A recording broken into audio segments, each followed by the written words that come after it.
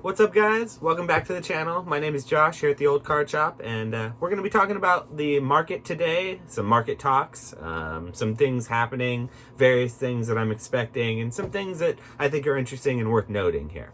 And so first of all, I do want to touch base on Pokemon, because there was something really big that happened just recently, yesterday actually, that I think you should probably know about. Now, if you follow on Instagram a lot of the different Pokemon outlets or news or PokeTubers, you may have seen word of this, but I haven't seen it covered a lot, so I wanted to touch on it. But Logan Paul just bought the $400,000 booster box that was purchased yesterday in auction. That's a big deal because the last record price was about $300, $350, somewhere around there if you take the taxes out. I do believe that this one shattered those records, and it's interesting to see because this is his second time purchasing a first edition booster box. It's a first edition base booster box, by the way, if I didn't make that clear. That is the holy grail, most valuable, hardest to find, and sort of biggest hype booster box that the Pokemon TCG has to offer. So one that famous Charizard comes out of. But that movement of the box price is certainly interesting to see because I'm not seeing that exact same movement in the unlimited sphere. And so I did just recently see a box sell, I think it was just a couple of days ago, for about $20,000 for a base set unlimited booster box, which I feel like is a little bit low. Now, the last time Logan Paul jumped into the sphere, it jumped prices several 100%, and so it really did do a lot to boost sales across the board in Pokemon, but definitely of that old base set unlimited and first edition prices. That's where we saw the most movement because that was what was being broken open on his stream. And so with all these eyes on his stream again, or all these eyes on the market, there's sure to be talk.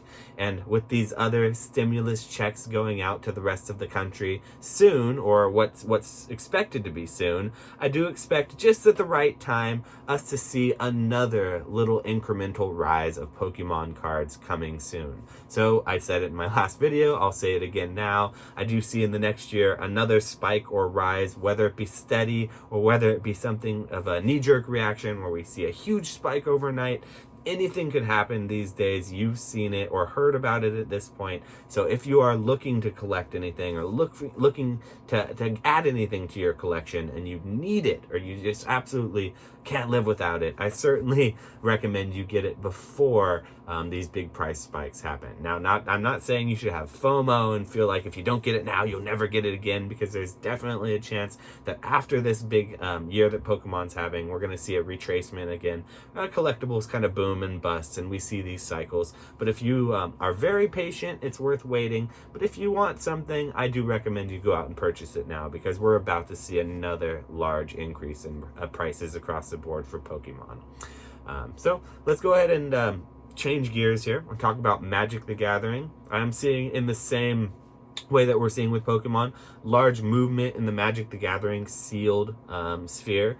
I just recently, this year, purchased something of a holy grail product for myself, the Urza's Saga booster box, and I thought at the time it was a good deal, and I purchased it early on in the year. But at this point, I'm seeing so much movement. It's an even better deal than when I initially made that purchase. And so just recently, I saw, I believe it was in December, an Urza's Saga box sell for about $5,000, $6,000, somewhere in between there. I'll put the picture up on the screen of the last sold listing. But just a couple of days ago, I was watching the auction and I saw that movement go from $5,000, $6,000 to closer to $9,000, which I thought was really incredible. And so we're seeing that not just in Urza's Saga, we're seeing it in another set that I purchased earlier this year that I keep an eye on. That's Champions of Kamigawa. That's the base set of the Kamigawa themed set or block of Magic the Gathering cards. That one I purchased earlier this year. And this this was once again an auction that I had watched for a while, purchased it for what I felt like was a good deal. But at this point, I'll put the picture up on the screen. We're seeing another auction go down with still 6 days left to go and 41 bids on it. And it's already at $1,200. Let me just say I did not pay $1,200 for my booster box. And yeah, it's interesting to see that type of movement in that sort of time span. Now, once again, we do see in TCGs, we see a little dip around December because of the holidays, people spending their money allocating on other things other than collectibles for themselves. So I think that has something to do with it, but I don't think it accounts for as much of the movement as we're seeing. That's just interesting to note. We're seeing that across the board on booster boxes. I watch other sets, and just sellers have been taking down their buy it now prices and steadily raising them at the tune of about double to what they were before. And so booster boxes I had been watching for $600 or $700 are now being put up for about $1,000 to $1,200. And other things like Time Spiral Block are moving several $100s at a time for no very good reason. I don't see anything happening in the Magic sphere per se, besides the fact that people are funneling their money from the new Magic to the old Magic because there's sort of a lack of trust in the new modern sealed product. Now, do I think that's valid? Not entirely, because there were other periods of time where Magic had sort of a bear market where people were not interested or not confident behind those products, and those products are doing fantastic now. So I do think that there is something to be said for sealed product across the board, and if you're a new collector, don't feel discouraged about getting into sealed collecting if that's something you're into. I will highlight with this point, if you're watching in the video, if you've gotten this far, I'll highlight one of my favorite products right now, sealed products that's still very accessible on the market. This is the Zendikar Rising Collector's Booster Pack or Booster Box. This is sort of one of my favorite sealed products of the modern era for Magic the Gathering. Now, Magic comes out with many different products now, and that's sort of one of the complaints with modern players is there just are too many, a saturation of products on the market. And so people have this buyer's sort of freeze where they don't know what they want to buy. And I understand that completely. And so with 3 different products, for Magic coming out with each set, booster box, a normal draft booster box of 36 booster packs, which is traditional for about $100. Now a set booster box, which is 30 packs, which doesn't have any sort of playing utility besides you can use the cards when you casually play them, but it has a more varied mixture of cards for just pack opening. Those set boosters are running about $100 as well.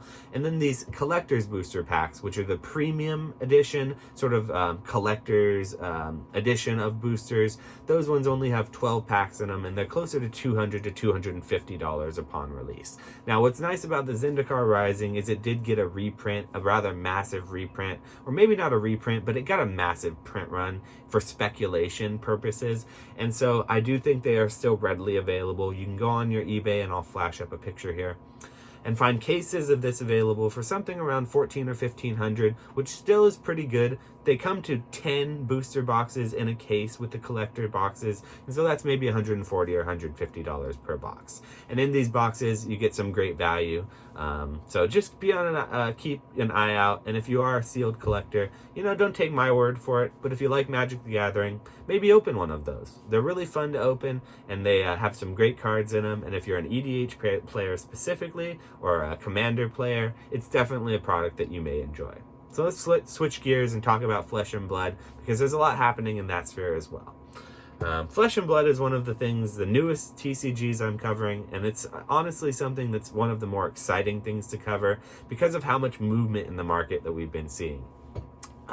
In this particular market, we're seeing about a 20 to 25% retracement, which I don't maybe want to call it a retracement, but a market correction. We saw a huge jump or a huge market spike in December, and so which was contrary to what you usually see with TCGs. I think it had something to do with a large market buyout that was occurring from some whales in the industry who were looking to purchase all of the sealed product and maybe manipulate that price. And we saw some of that manipulation happen, but we're starting to see some of that retrace and get back down to a more reasonable level. And so buyers and sellers are starting to agree a little bit more. We're seeing some of those booster boxes, Arcane Rising, Crucible, even though they've retraced, base sort of start selling again around for Crucible of Worlds around, or Crucible of War around 500, and Arcane Rising maybe a little under 2,000 per box, which is still high. Don't mind for how new that game is, but it is going to be interesting to see that market as it goes through its little waves and sees its ups and downs. It's always fun to watch. And so I do want to say, if you've made it this far into the video, thank you so much for coming by. I hope you can come by again and watch some more of these videos. I'll try to upload more in the future, maybe a video a day or a video every other day, or just whenever I feel like there's something worth talking about. But for now, thanks for coming by. Please drop a like and a subscribe. It really helps me out, and we'll see you again next time. Keep on collecting, guys. All right, bye.